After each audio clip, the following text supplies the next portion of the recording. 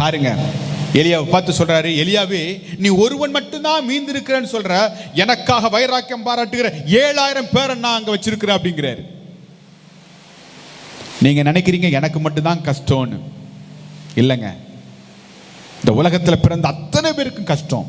ஆனா அந்த கஷ்டத்தின் மத்தியில் உங்களுக்கு சமாதானத்தை தந்து, ஆறுதலை தந்து, சுகத்தை தந்து, பலனை தந்து, உங்களை வாழ வைக்க நம் அருளாளர் இயேசு கிறிஸ்து உங்கள் பக்கத்தில் இருக்கிறார் என்பதை நீங்கள் ஒருபோதும் மறந்து விடாதீர்கள்.